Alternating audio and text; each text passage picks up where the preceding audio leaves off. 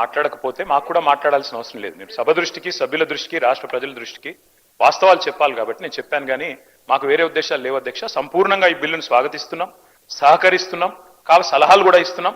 స్వీకరిస్తారా లేదా మీ విఘ్నత, మన దీనికి మేము చేయగలిగేది ఏమీ లేదు. కానీ వాస్తవాలు చెప్పాలి కాబట్టి 2018లో మేము జీవో తెచ్చిన మాట వాస్తవం.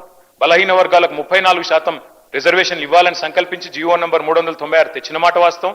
గోపాల్ రెడ్డి అనే నాయకుడు అడ్డుకున్న మాట వాస్తవం. వారు ముఖ్యమంత్రి గారికి దగ్గరి బంధువు అన్న మాట వాస్తవం. మహబూబ్ నగర్ జిల్లా అన్నది వాస్తవం. అందులో నేనే తప్పు చెప్పట్లేదు, వక్రీకరించట్లేదు. అట్లాగే అధ్యక్ష ఇంకొక మాట నేను చెప్పాలి అధ్యక్ష. ఒక్క మాట దయచేసి నేను ప్రభుత్వానికి కోరుతా ఉన్నా అధ్యక్ష. మీరు మాట్లాడితే ఇందాక వేరే ఫామ్ లో రండి. మరి హౌస్ ఎన్ని రోజులు నడుపుతారో ఇప్పటివరకు చెప్పలేదు అధ్యక్ష. నిన్న హరీష్ రావు గారు, ప్రశాంత్ రెడ్డి గారు ఇద్దరు బీఎస్సీలో ఉన్నారు. అడిగారు 15 రోజులు నడపండి, ఎరువుల కొరత ఉంది, 15 రోజులు నడపండి, రాష్ట్రంలో వరదలు వచ్చి సమస్యలు ఉన్నాయి, 15 రోజులు నడపండి, బీసీల సమస్య చర్చిద్దాం, బీసీ డిక్లరేషన్ ఒక రోజు పెట్టండి అధ్యక్ష. బీసీ డిక్లరేషను, ఫార్మర్ డిక్లరేషను, యువజన డిక్లరేషను, ఎస్సీ ఎస్టీ డిక్లరేషన్ పెట్టండి. 15 రోజులు హౌస్ నడపండి. కానీ ప్రభుత్వం పారిపోతుంది అధ్యక్ష. హౌస్ నడపడానికి సిద్ధంగా లేరు.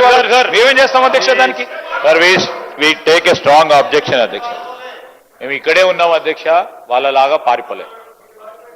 ఈ రోజు కూడా మేము స్పష్టంగా చెప్పడం జరిగింది, మా అభిప్రాయం బీఎస్సీలో చెప్పడం జరిగింది. ప్రజా సమస్యలపై వారు అనేక విషయాలను ప్రస్తావన తీసుకొచ్చినప్పుడు అన్ని విషయాల్లో కూడా డిస్కస్ చేయడానికి మా ప్రభుత్వం తరఫున మేము ఓపెన్గా ఉన్నాం. We are ready.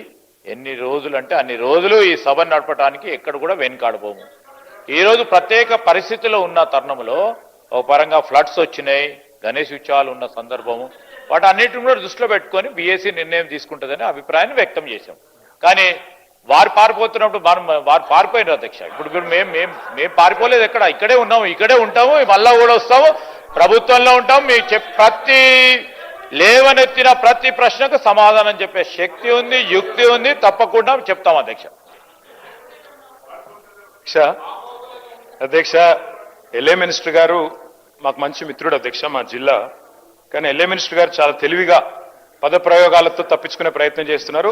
ఈ రోజు రాత్రి రేపు హౌస్ వాయిదా ఇస్తారని మీకు తెలుసు, మాకు తెలుసు. ప్రభుత్వం పారిపోతుందా, ప్రతిపక్షం పారిపోతుందా, ప్రజలే నిర్ణయిస్తారు అధ్యక్ష. మేము 15 రోజులు చర్చ జరగాలని మనస్ఫూర్తిగా సభా వేదికగా డిమాండ్ చేస్తున్నాము. పెట్టమని చెప్పి ప్రభుత్వాన్ని కోరుతున్నాము. సహజంగా ప్రభుత్వం ముందుకు వస్తుంది, ఎల్ఏ మినిస్టర్ గారే డిసైడ్ చేస్తారు అధ్యక్ష. ముఖ్యమంత్రి గారి కన్సల్టేషన్ లో చేస్తారా చేయరా వారికి వదిలిపెడతాం అధ్యక్ష. ఇవాళ నేను 2-3 ప్రశ్నలు ప్రభుత్వాన్ని అడుగుతా ఉన్నా అధ్యక్ష. మొన్న నేను బీహార్లో కొన్ని పత్రికల్లో వచ్చిన ప్రకటనలు చూసిన అధ్యక్ష. తెలంగాణలో బీసీ రిజర్వేషన్లు అమలైపోయినాయని చెప్పి బీహార్లో ప్రకటనలు ఇచ్చారు. ఇదెక్కడ చూద్దాం అధ్యక్ష? అసలు ఇక్కడ రిజర్వేషన్ల గురించి ఇక్కడ చర్చ జరుగుతుంది. బీహార్లోనేమో ఎన్నికల ప్రకటనలు ముఖ్యమంత్రి గారు అట్లాగే డిప్యూటీ సీఎం గారు ఫోటో పెట్టి బీహార్లో మరి ఇక్కడి డబ్బంతా తెలంగాణ ప్రజల డబ్బు తీసుకుపోయి బీహార్లో పెడితే ఏమొస్తుందో మాకైతే తెలియదు అధ్యక్ష. మరి తీసుకుపోయి ప్రకటనలు అక్కడ ఇస్తా ఉన్నారు. మరి ఇక్కడ రిజర్వేషన్లు పాసే కాలేదు, పాస్ అయిపోయినట్టుగా మరి అక్కడ చెప్తా ఉంటే మాకు ఆశ్చర్యంగా ఉంది అధ్యక్ష. అట్లాగే అధ్యక్ష ఇంకో విషయం, న్యాయ సమీక్షకు నిలబడని జీవోలతో ఎట్లా బీసీల జీవితాలు మారుస్తారో చెప్పాలి అధ్యక్ష, ప్రభుత్వమే చెప్పాలి. అట్లాగే నేను అడుగుతా తెలంగాణ రాష్ట్ర